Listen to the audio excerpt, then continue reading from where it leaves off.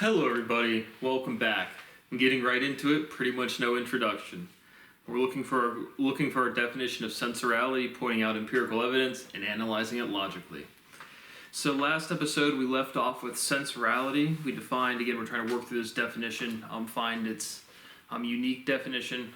Again, words apply in a lot of different contexts, that's why you use a lot of different words in a lot of different contexts, and you use the same words in different contexts. So I connected, I really subtly, watching the episode back when I was editing, I connected sorality to security. I didn't really explain why, but again at the end, kind of the ending parts, I do a lot of intuitive jumping, but right, sorality, we have orality as our base, that's vocality to the mouth. Sorality, which again clearly contains the syllable sore, sorality. So we've connected a lot of things through physical soreness. We've related it to tension. You know, you contract your muscles, they get sore. So again, sorality is directly related to tension. And then our axiomatic form of sensorality. We've showed extensively the different iterations. We'll get to one poignant results with our iteration function today. And again, by iteration function, I mean talking through this logically and literally. But why did I connect sorality to security? Security, sorality. They both have the syllability of four, and again, the syllability I do instinctually. But it just really kind of, because all of because the axioms have to contain, and because we prove chronology exists, and so all of the logic has to contain, in the same way you've learned stuff today that you didn't know yesterday, but you don't remember every single intermediary step. When you prove an axiom, you go through that process of the species. And so you're trying to get to the final definition, the axiomatic definition.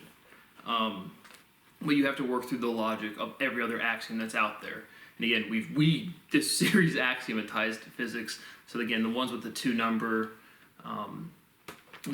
prime numbers, we've already covered the axioms, but we're working through, and so sorality connects to security, instability as, again, fundamental physical principles. Again, rhythm is proportional to stability physically.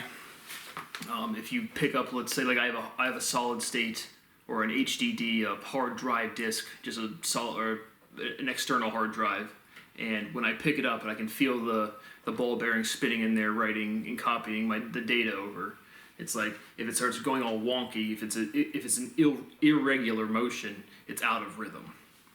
And so rhythm is proportional to stability physically, and so sorality, again we've connected that to, again, tension, vibration, and rhythm, but it's working through the relation to stability, which is really contained within the efficiency axiom. The more stable you are, the more efficient you are, and all physical systems are trying to maximize their efficiency. So I just wanted to point out that nuance, not that anyone would catch that, but I did. So I just wanted to be complete. What is the relationship of work and tension, right? Tension loads energy, work expends energy. We want to work as efficiently as possible, we form a rhythm. So again, tension precedes work. You have to have a tense system, you have to have something removed from stable equilibrium to be able to do work. And when it moves, when it goes into a state of motion, right? Tension is like the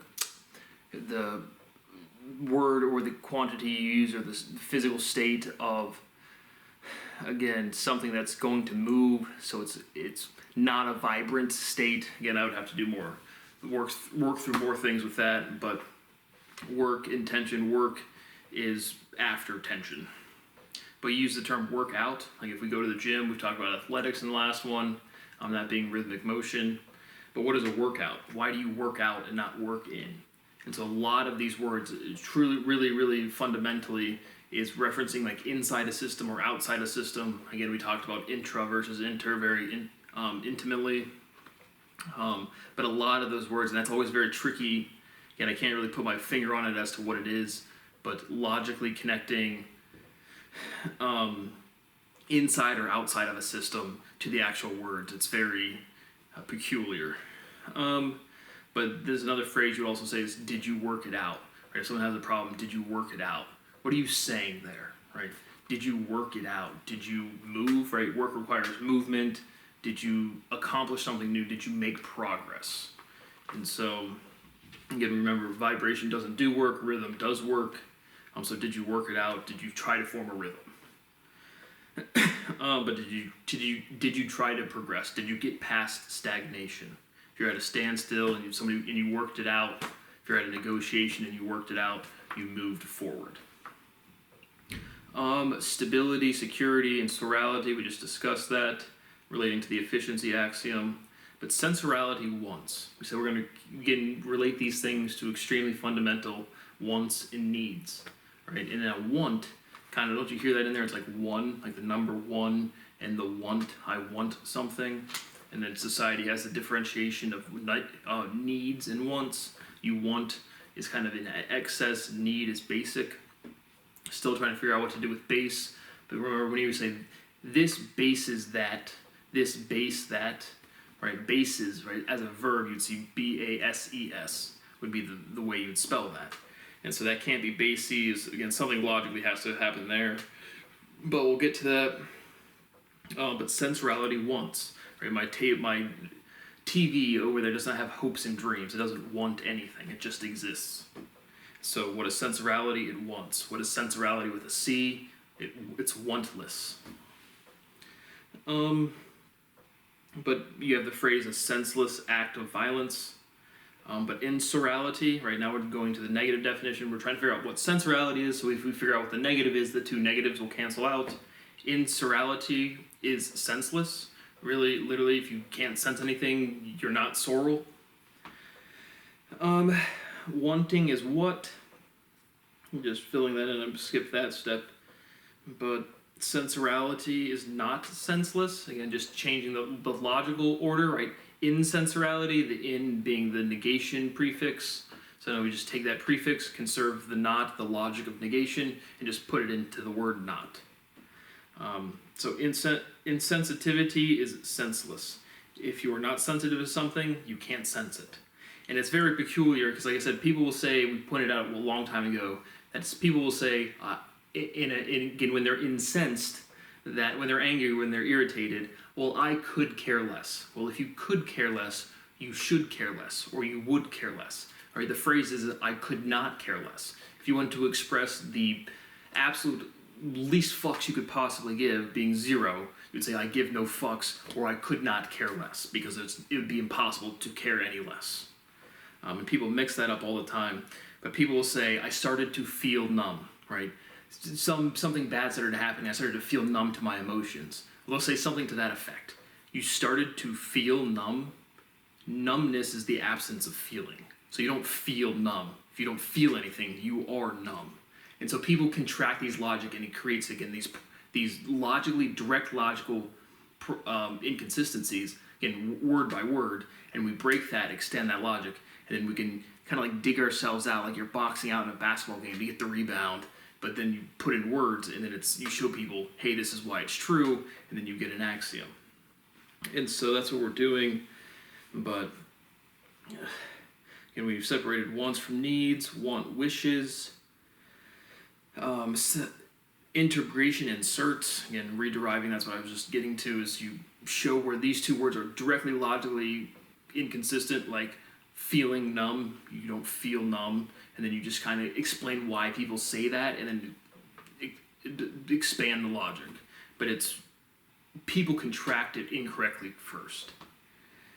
But integration inserts, how does sensitivity relate to tolerance? This is a physical proportionality, or I guess in this case it's reciprocal, or not reciprocal, but inversely proportional.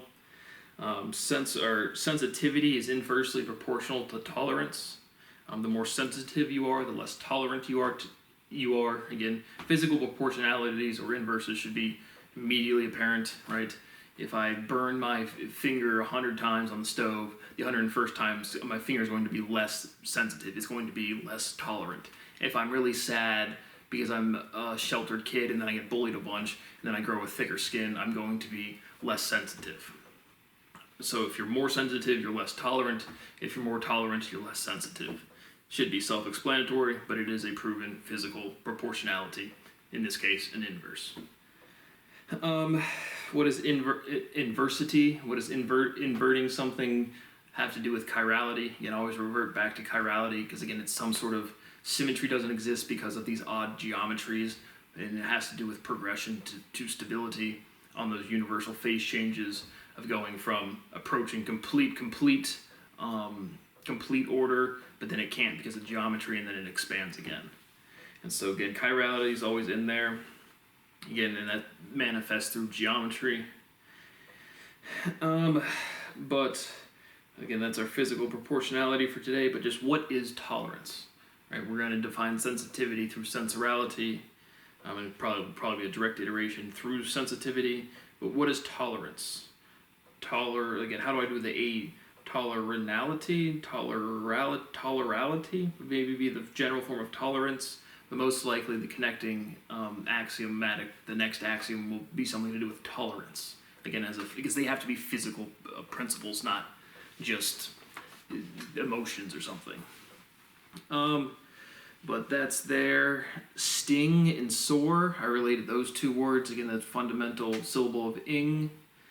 I'm relating it to sorality through soar. Sting, distinguish. Again, distinguish is based on sting. But sensorality is distinguished. Speciality distinguishes, right? Our functional definition or operative word for speciality is exceptional. And so if you're distinguished, you're exceptional. And so sensorality, again, started the last time we proved it axiomatically, it was the operative word was differentiation. And now it is whatever I just said.